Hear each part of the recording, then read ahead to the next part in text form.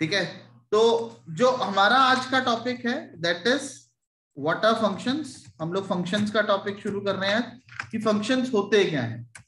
ठीक है, अगर मैं फंक्शन को डिफाइन करूं तो फंक्शन जो होता है ये होती है collection of statements, collection of statements under a particular name। ठीक है, ये कलेक्शन होती है स्टेटमेंट्स की एक पर्टिकुलर नेम के अंदर। इसको हम लोग बनाते क्यों हैं? When we want to repeat same set of statements again and again at various parts of our program। ठीक है, जब आपको अपने प्रोग्राम के अंदर कुछ ऐसी स्टेटमेंट्स होती हैं जिन स्टेटमेंट्स को आपको बार बार यूज करना पड़ता है, बार बार। ठीक है, तो बजाय कि उन स्टेटमेंट्स को हम लोग फिर से लिखें, अलग अलग बार लिखें, हर बार लिखें, हम लोग उन स्टेटमेंट्स को एक जगह पे डिफाइन करते हैं। ठीक है, और उसको जितनी बार मर्जी चाहे कॉल करना चाहे तो उतनी बार हम लोग उसको कॉल कर सकते हैं। This is the basic concept of functions. ठीक है, कि नंबर ऑफ स्टेटमेंट्स और वो डिफरेंट डिफरेंट लोकेशंस पे यूज हो रही है, आपके सेम प्रोग्राम के अंदर डिफरेंट डिफरेंट पार्ट्स में यूज हो रही है। अब उससे क्या होता है, अगर हम लोग उसको इंडिविजुअली मैनेज करते हैं तो हम कहते हैं कोई बात नहीं, अगर डिफरेंट डिफरेंट लोकेशन पे यूज हो रही है तो हम लोग उसको मैनुअली मैनेज कर लेंगे। लेकिन मैनुअली मैनेज करने का चक्कर क्या होगा कि आपको, सपोज हम जैसे एग्जांपल लेके चल रहे थे कि 15 टाइम्स वो यूज हो रहा है, तो आपको 15 टाइम्स एडिटिंग करनी पड़ेगी। और सपोज करो 10-15 मिनट के बाद आपको पता चलता है कि नहीं यार ये चेंज नहीं था, अब ये चेंज गलत हो गया, आपको वापस इसको अंडू करना है, फिर आपको वापस अंडू करना पड़ेगा 15 प्लेसेस पे। और वो एक हेक्टिक जॉब हो जाती है, इरिटेटिंग जॉब हो जाती है, जब बार बार एक ही चीज को आप रिपीट करी जा रहे हो। और उसमें से अगर आपने एक जगह पे भी उसको स्किप कर दिया, ठीक है, आप उसको 100% नहीं इंप्लीमेंट कर पाए, आपने उसको एक जगह पे भी स्किप कर दिया, तब आपकी आउटपुट जो है वो फाइनल नहीं आएगी, आपका प्रोजेक्ट जो है वो अपडेटेड नहीं होगा, आपका प्रोग्राम जो है, आपका सॉफ्टवेयर जो है वो अच्छे से काम नहीं कर पाएगा। ठीक है, तो उसके लिए हम लोगों ने फंक्शंस क्रिएट करने हैं। जो फंक्शन होता है ये कलेक्शन होती है स्टेटमेंट्स की अंडर ए पर्टिकुलर नेम। जो फंक्शन है इट मे और may not receive any argument. ठीक है, देन इट मे और may not return any value. अब ये क्या होते हैं आर्गुमेंट, क्या होते हैं वैल्यूज रिटर्न करना क्या होता है, इसके बारे में भी जैसे जैसे हम लोग आगे चलेंगे उसके अंदर पढ़ेंगे। लेकिन आप अभी तक यही याद रखो कि हम लोग इसके थ्रू वैल्यूज पास कर सकते हैं और इसके थ्रू हम लोग वैल्यूज को रिटर्न करवा सकते हैं। ठीक है, ये वैल्यूज को, नंबर ऑफ वैल्यूज को एज एन आर्गुमेंट रिसीव भी कर सकता है और वैल्यू को रिटर्न भी कर सकता है। ठीक है, तो फंक्शन जो हो गया ये कलेक्शन होगी स्टेटमेंट्स की, पर्टिकुलर स्टेटमेंट्स की एक पर्टिकुलर नेम के अंदर, जो कि आर्गुमेंट रिसीव भी कर सकता है और वैल्यू रिटर्न भी कर सकता है। To use a function we need to call a function. जब भी कभी भी फंक्शन को आपने यूज करना है, हम लोगों को फंक्शन को कॉल करना पड़ता है। Every time a function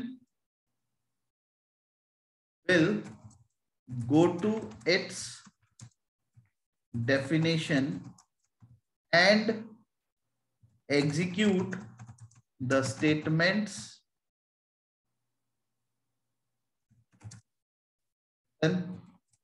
over।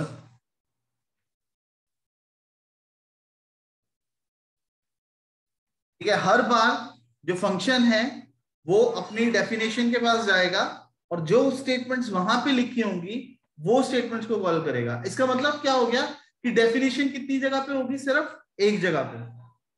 ठीक है, आपने फंक्शन को सिर्फ एक जगह पे डिफाइन करा और उसको आपने नंबर ऑफ टाइम 10, 15, 20 बार आपने उसको कॉल कर लिया। अब वो जो 15-20 बार आपने कॉल करा, हर बार वो कहां पे जाएगा? अपनी डेफिनेशन के पास। और डेफिनेशन कितनी जगह पे? सिर्फ एक जगह पे। ठीक है, तो इसका मतलब अगर आज अभी आप कैलकुलेट कर रहे हो 10%, थोड़ी देर के बाद पता चलता है कि ये 10 नहीं 20% है, तो आपको चेंज कितनी जगह पे करना होगा? सिर्फ एक जगह पे, क्योंकि फंक्शन की डेफिनेशन सिर्फ एक जगह पे होगी। तो आपने एक जगह पे उसको चेंज करा, ऑटोमेटिकली बाकी सारी जगह पे वो चेंजेस जो हैं वो रिफ्लेक्ट कर जाएंगे। जो फंक्शंस होते हैं आपके पास, इसको दो तरह की कैटेगरीज होती हैं, 2 टाइप्स ऑफ फंक्शंस। दो तरह के फंक्शंस होते हैं आपके। Number 1 inbuilt, number 2 user defined. Inbuilt functions and user defined function.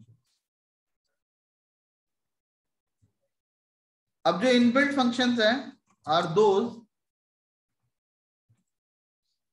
which are the part of language। ठीक है, to use these functions we need to include header files। ये जो उसकी हेडर फाइल्स होती है, हम लोगों को उन हेडर फाइल्स को इंक्लूड करना पड़ता है। We can not change the working of inbuilt functions. हम लोग इनबिल्ट फंक्शंस की वर्किंग को चेंज नहीं कर सकते।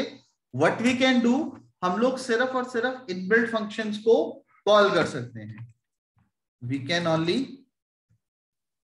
call the inbuilt functions। हम इनबिल्ट फंक्शंस को सिर्फ और सिर्फ कॉल कर सकते हैं। कि इनबिल्ट फंक्शन कैसे काम करते हैं, सिर्फ उसको इंप्लीमेंट किया जा सकता है। तो इनबिल्ट, अब ऐसा तो है नहीं कि हर एक लैंग्वेज आपको ये कहती है कि आप अपनी मर्जी से सारा कुछ, आपको सारे काम स्टार्टिंग से करने पड़ेंगे। अब टेक एन एनी एग्जांपल, आप कोई भी मोबाइल फोन लेते हो तो बेसिक चीजें जो सबके लिए कॉमन है वो मोबाइल फोन में होती हैं। लाइक उसमें कॉन्टेक्ट बुक होगी आपकी, उसमें डायलर होगा, उसमें गैलरी होगी, उसमें कैमरे की प्रोविजन बनी होगी। Those things which are common as per the device और as per the particular service you are using, तो वो पहले से बनी होती है। ऐसे ही लैंग्वेज भी, जितनी भी लैंग्वेजेस हैं, प्रोग्रामिंग लैंग्वेजेस, वो भी आपको कुछ फंक्शन ऐसे हैं जो पहले से बने बनाए देते हैं। अभी हम यूज कर रहे हैं print F, scan F, clear screen, get ch, इन फंक्शंस को कभी हमने डिफाइन थोड़ा करा है। हम क्या कर रहे हैं, सिर्फ उन फंक्शंस को यूज कर रहे हैं। ठीक है, और उनको यूज करने के लिए हम लोग क्या कर रहे हैं, उनकी हेडर फाइल्स को यूज कर रहे हैं। ठीक है, वो अपनी अपनी हेडर फाइल्स के अंदर डिफाइंड है, सिर्फ हम लोग उन हेडर फाइल्स को यूज कर रहे हैं, और हेडर फाइल्स को यूज करके ही हम उन फंक्शन की इंप्लीमेंटेशन कर पा रहे हैं। लेकिन वो सारी चीजें हम लोगों को प्री डिफाइंड नहीं मिल सकती, क्योंकि अब मैं बोलूं कि मेरे को एक ऐसा फंक्शन चाहिए जो मेरे लिए सैलरी कैलकुलेट कर दे। वो मेरे से पूछे कि बंदे का टोटल मंथ में कितनी उसकी वर्किंग डेज थे, कितने उसके ऑफ थे, कितने आवर्स का उसका ओवर टाइम था, ठीक है, कितनी उसको अलाउडेड लीव थी, ठीक, कैजुअल लीव, मेडिकल लीव, वो सारा कुछ पूछ ले और ऑटोमेटिकली उसके प्रोफाइल के हिसाब से मेरे को नंबर ऑफ डेज कैलकुलेट करके बता दे। अब ये सबके लिए भी पॉसिबल नहीं होता। अब हर एक बंदा, अब ये वाला फंक्शन आपको सी बना के नहीं दे सकती। उसका रीजन क्या है कि अगर सपोज करो मैंने कोई एम्प्लॉय रखा हुआ है, तो हो सकता है मैं अपने एम्प्लॉय को ओवर टाइम नाम की कोई चीज ही नहीं दे रहा हूँ। ठीक है, हो सकता है कि मैं अपने एम्प्लॉय को महीने में 4 दिन की छुट्टियां दे रहा हूँ। ठीक है, हो सकता है कि मैं वर्किंग टाइम जो मेरा है वो 12 घंटे का वर्किंग टाइम है। ठीक है, नॉर्मली 8 घंटे का वर्किंग टाइम है, तो मेरे पास 12 घंटे का वर्किंग टाइम है। तो 12 आवर्स के अंदर कोई 8 आवर्स वर्किंग आवर रखा हुआ, किसी ने 10 आवर्स वर्किंग आवर रखा हुआ है, कोई हफ्ते में 5 दिन काम कर रहा है, कोई हफ्ते में 6 दिन काम कर रहा है, कोई हफ्ते में 7 दिन काम कर रहा है। ठीक है, तो इस तरीके से बहुत सारी वेरिएशंस है, जिसकी वजह से वो नहीं, कोई ओवर टाइम ही नहीं देता। ठीक है, कोई डबल ओवर टाइम दे रहा है, ठीक है, कोई 1.5 टाइम्स उसको दे रहा है। तो ये सारी चीजें जो है वो मैटर करती हैं, इस करके सबके लिए अलग अलग है, इस करके इसको कॉमन मेथड नहीं बनाया जा सकता। ठीक है, ऐसा नहीं बनाया जा सकता। अब जीएसटी कैलकुलेशन करनी है, तो जीएसटी के लिए रेट्स अलग अलग है। ठीक है, आज जीएसटी है, कल को नहीं होगी। ठीक है, आज कोई टैक्स है, कल को नहीं होगा, तो वो कोई इनबिल्ट मेथड नहीं दिया जा सकता। हाँ, बट ये है कि अगर आपको ऐसा करना हो तो आप उसको कर सकते हो। उसके लिए आपको एक प्रोविजन दी गई है कि आप यूजर डिफाइंड मेथड्स को क्रिएट कर सकते हो। तो यूजर डिफाइंड फंक्शंस वो फंक्शंस होते हैं are those which are declared and defined by the user। ठीक है, यूजर डिफाइंड फंक्शंस वो फंक्शंस होते हैं जो कि यूजर जिसको डिक्लेयर करेगा और यूजर ही उसको डिफाइन करेगा। ठीक है, अपनी रिक्वायरमेंट के हिसाब से जिनको यूजर डिक्लेयर एंड डिफाइन करता है वो फंक्शन जो होते हैं वो फंक्शन हमारे यूजर डिफाइंड फंक्शंस की कैटेगरी के अंदर आते हैं। ठीक, तो उसकी जरूरत क्यों पड़ती है वो हम लोग अभी डिस्कस करके हटें कि जहां पे यूजर की कुछ अपनी रिक्वायरमेंट होगी, लाइक जो रूटीन में हो रहा है वो नहीं, कुछ हटके उसको चाहिए। ठीक है, अब वो यूजर से इनपुट ही ले रहा है, जनरल इंफॉर्मेशन इनपुट करवा रहा है, मार्क्स की इंफॉर्मेशन इनपुट करवा रहा है, ग्रेड कैलकुलेट कर रहा है, ठीक है, सैलरी कैलकुलेट कर रहा है, इंसेंटिव्स कैलकुलेट कर रहा है। तो वो तो वेरी कर सकते हैं, सबको कैलकुलेट करने का तरीका अलग अलग हो सकता है। तो उस केस में वहां पे हमें अपनी रिक्वायरमेंट के हिसाब से फंक्शंस क्रिएट करने पड़ते हैं, और वो जो हमारी रिक्वायरमेंट है that is user defined function. ठीक, अब इसके अंदर हमारे पास 3 स्टेजेस होती हैं, 3 stages in user defined functions।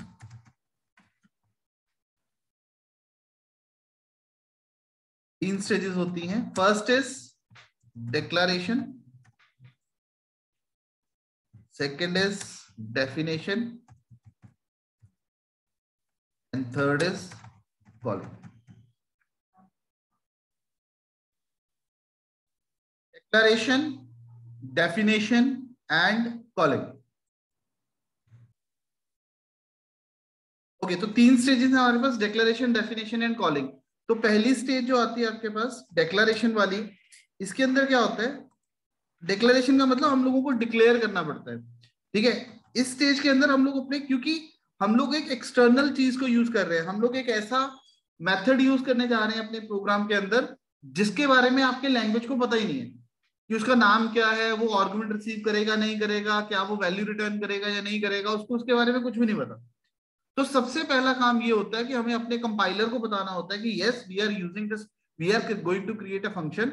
हम लोग एक फंक्शन बना रहे हैं जिसका नाम क्या है, जिसकी रिटर्न टाइप क्या है, और वो कितने नंबर ऑफ आर्गुमेंट्स को रिसीव करेगा। That is known as declaration of function. ठीक है, इसके अंदर in this we declare a function, हम लोग फंक्शन को डिक्लेयर करते हैं।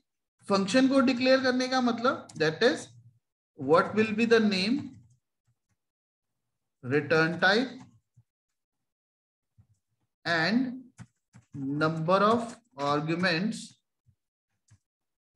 received by the function, कि आपका फंक्शन कितने नंबर ऑफ आर्गुमेंट्स को रिसीव करेगा।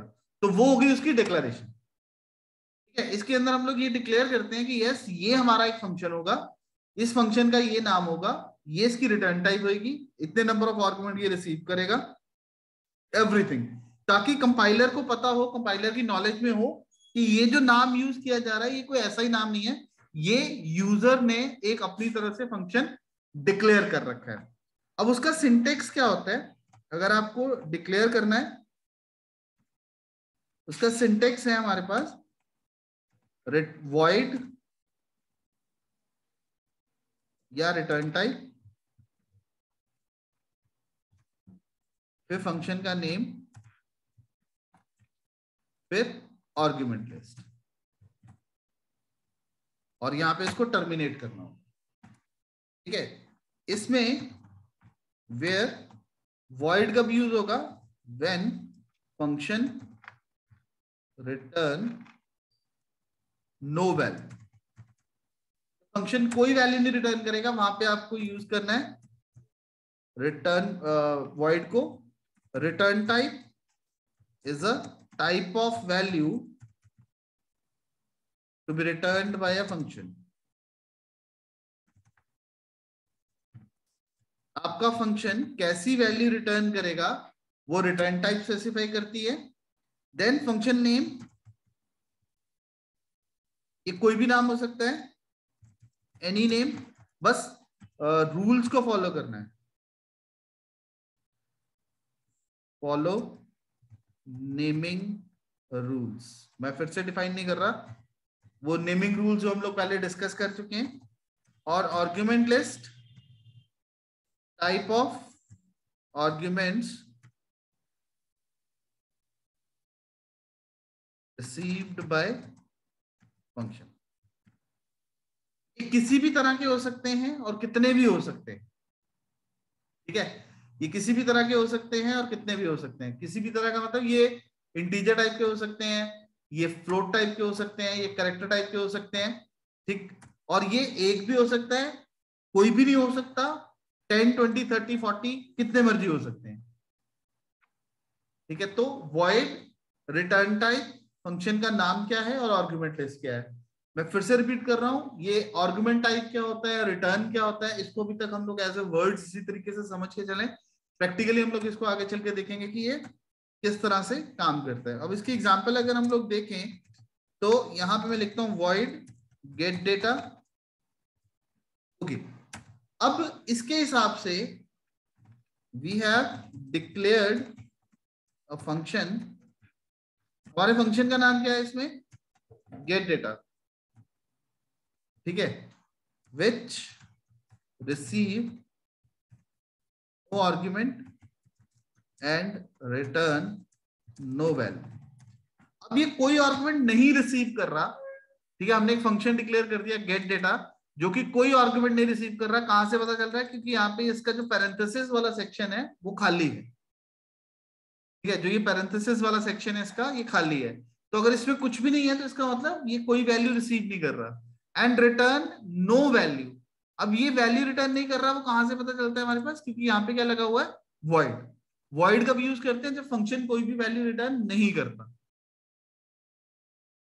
ठीक है। So this is the difference between void और डेटा टाइप। और अगर इसी को मैं इस तरह से चेंज कर दूं, example number 2, int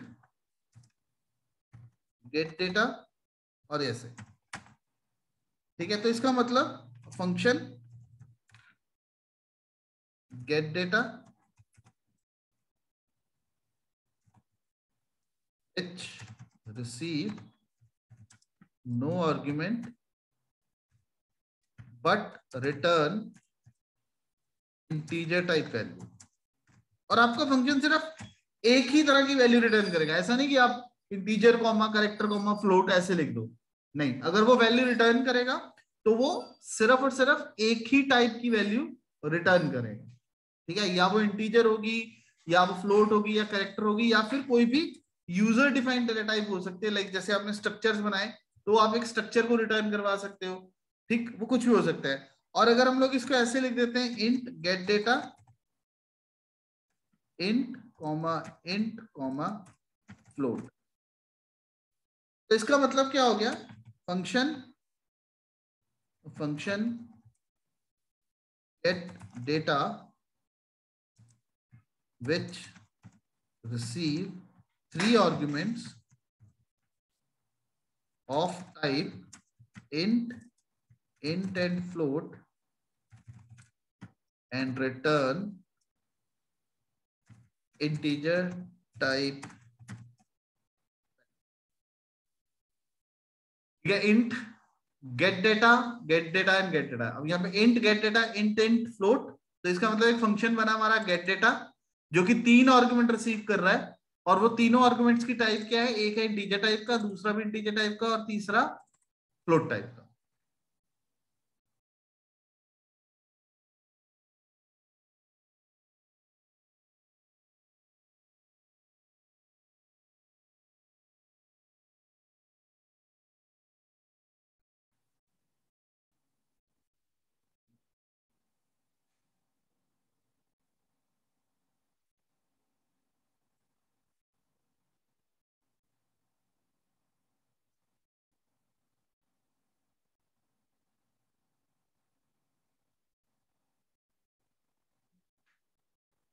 done.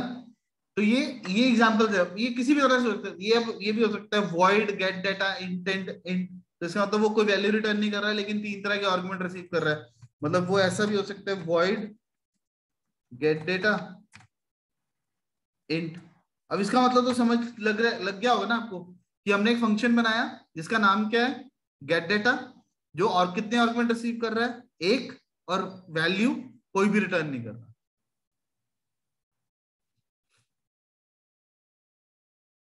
Function gate data receiving one argument and returning no value.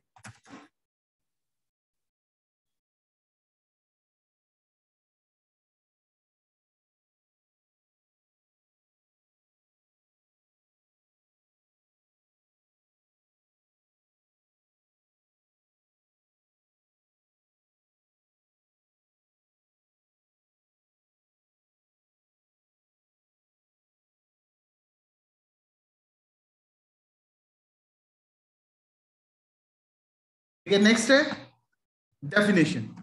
Definition वाले पार्ट में क्या है, in this section, in this stage we define the working of the function. आपका फंक्शन काम क्या करेगा, आपके फंक्शन की वर्किंग क्या है, ठीक है, उस वर्किंग को हम लोग डिफाइन करते हैं डेफिनेशन सेक्शन के अंदर। मतलब क्या स्टेटमेंट्स होंगी, जो स्टेटमेंट एग्जीक्यूट होंगी जब कभी भी आपके फंक्शन को कॉल किया जाएगा। ठीक है, तो इसका सिंटेक्स भी सेम होता है, वॉइड या रिटर्न टाइप, फंक्शन का नेम, आर्गुमेंट लिस्ट, ठीक है, और फिर यहाँ पे ब्लॉक बनता है और यहाँ पे statements, statement 1, statement 2, statement 3 up to statement n। फिर इसमें एक होती है रिटर्न स्टेटमेंट, रिटर्न वेरिएबल। ठीक है, तो ये डेफिनेशन होती है। सेम चीज है इसमें भी, वॉइड का मतलब जो डिक्लेरेशन में आपने स्पेसिफाई करा ना उसका प्रोटोटाइप, सेम प्रोटोटाइप आप डेफिनेशन में यूज करोगे। ऐसा नहीं करना कि आपने ऊपर फंक्शन बना दिया जो रिटर्न टाइप तो कुछ नहीं है, लेकिन जब आप उसको डिफाइन करने लगे तो उसमें आपने उसकी रिटर्न टाइप भी स्पेसिफाई कर दी। ठीक है, ऐसा नहीं होगा। अगर उसकी रिटर्न टाइप कुछ नहीं है फंक्शन की डेफिनेशन में, सॉरी डिक्लेरेशन में, तो डेफिनेशन में भी कुछ नहीं होगी। ठीक है, तो सेम प्रोटोटाइप के साथ आपको उस फंक्शन को डिफाइन करना होगा। तो डेफिनेशन के अंदर आएंगी हमारी स्टेटमेंट। अब हम कहते हैं कि हमारा कुछ स्टेटमेंट ऐसी हैं जो बार बार रिपीट होंगी, तो वो कौन सी स्टेटमेंट्स हैं जो रेपिटेशन में जाएंगी, उन स्टेटमेंट्स को आपको यहाँ पे लिखना है। वो टेक्स्ट कैलकुलेट करने वाली स्टेटमेंट्स, वो वैल्यूज इनपुट करने वाली स्टेटमेंट्स, ठीक है, वो कोई भी ऐसा काम जो आपका बार बार रेपिटेशन में जा रहा है उससे एसोसिएटेड जितने भी स्टेटमेंट्स हैं वो सारी की सारी स्टेटमेंट्स आपको फिर यहाँ पे लिखनी होंगी, यहाँ पे रखनी होंगी वो स्टेटमेंट्स। एंड फाइनली जो थर्ड स्टेज आती है आपकी, वो आती है आपकी कॉलिंग। ओके, लेकिन इससे पहले मैं यहाँ पे जैसे आपको एक एग्जांपल दे देता हूँ। जैसे यहाँ पे हमने ऊपर एक सपोज फंक्शन डिक्लेयर कर दिया void लाइन। ठीक है, हमने एक फंक्शन डिक्लेयर कर दिया लाइन, जो कि आर्गुमेंट भी कोई नहीं रिसीव कर रहा और वैल्यू भी कोई रिटर्न नहीं कर रहा। अब यहाँ पे मैं उसी फंक्शन को डिफाइन कर देता हूँ। हमने एक फंक्शन बनाना है जो कि 50 स्टार्स की लाइन प्रिंट कर देगा। ठीक है, तो यहाँ पे मैंने एक वेरिएबल डिक्लेयर कर दिया उसका l, लूप लगा दी for l equals to 0, l less than 50, l plus plus, और यहाँ पे मैंने कर दिया printf, और यहाँ पे हमने प्रिंट कर दिया एस्ट्रिक्ट। ठीक है, for l is equal to 0, l less than 50, l plus plus, printf asterisk. ठीक है, और उसको प्रिंट करवा दिया। तो यहाँ पे void line, ठीक, अब ये फंक्शन डिफाइन कर दिया। अब ये फंक्शन का काम क्या होगा, इसकी रिटर्न टाइप क्या होगी, कुछ भी नहीं। फंक्शन का नाम क्या हो गया, लाइन, ये कोई आर्गुमेंट नहीं रिसीव कर रहा। इसका काम क्या कर दिया हमने, एक लूप लगी जो कि 50 टाइम चलेगी और वो क्या प्रिंट कर देगी, स्टार। ठीक है, तो कहीं पे भी इस फंक्शन को आपने यूज करना है, कहीं पे भी आपको लाइन प्रिंट करनी है, तो आपको उसके लिए स्टेटमेंट लिखने की जरूरत नहीं है। आप सिर्फ वहां पे क्या लिखोगे, फंक्शन का नेम, आप उसको कॉल करोगे। ठीक है, अब थर्ड स्टेज जो आती है इसकी, वो आती है calling. Calling means use a function, function को यूज करना। फंक्शन को यूज करने के लिए फंक्शन नेम जो है, name of the function is used to call a function. ठीक है, फंक्शन को कॉल करने के लिए फंक्शन का नाम यूज किया जाता है। ठीक, अब दो स्टेजेस होती हैं आपके पास, व्हेन फंक्शन रिटर्न वैल्यू। जब फंक्शन वैल्यू रिटर्न करता है तो उसको कॉल करने के लिए आपके पास एक रिजल्ट वेरिएबल की जरूरत पड़ेगी आपको। Result variable is equal to function name और आर्गुमेंट लिस्ट, अगर कोई उसकी आर्गुमेंट है तो उसकी आर्गुमेंट लिस्ट। ठीक है, result variable is equal to function name and argument list. ठीक, जिसके अंदर आपके सारे के सारे जो रिटर्न करेगा वो वैल्यू को उसमें स्टोर कर दिया जाएगा। और जब function when function does not return any value, जब वो कोई वैल्यू रिटर्न नहीं करता तो आपको सिंपल फंक्शन नेम और आर्गुमेंट लिस्ट के साथ उसको कॉल कर देना। मतलब बस ये ध्यान रखना है कि जब वो वैल्यू रिटर्न करेगा तो आपको उस वैल्यू को कहीं ना कहीं स्टोर करना पड़ेगा। आपके पास एक वैल्यू आएगी तो उस वैल्यू को कहीं ना कहीं स्टोर करने के लिए we need a result variable. ठीक है, उस रिजल्ट वेरिएबल के अंदर हम लोग अपनी वैल्यू स्टोर करवाएंगे। लेकिन जब आपका फंक्शन कोई भी वैल्यू रिटर्न नहीं कर रहा होता, ठीक है, तो कोई वैल्यू नहीं आनी, कुछ नहीं आनी, तो सिंपल हम लोग उस फंक्शन को वहां पे कॉल कर लेते हैं। ठीक है, सो ये था हमारा आज का सेशन जिसके अंदर हम लोगों ने फंक्शंस के बारे में पढ़ा कि फंक्शन होते क्या हैं, फंक्शंस कितनी तरह के होते हैं, यूजर डिफाइन और इनबिल्ट फंक्शन में क्या डिफरेंस है, और जो यूजर डिफाइन फंक्शन होते हैं उसके अंदर 3 स्टेजेस होती हैं, डिक्लेरेशन, डेफिनेशन एंड कॉलिंग। ठीक है, तो आज ये थ्योरी वाला पार्ट हम लोगों ने कवर करा है।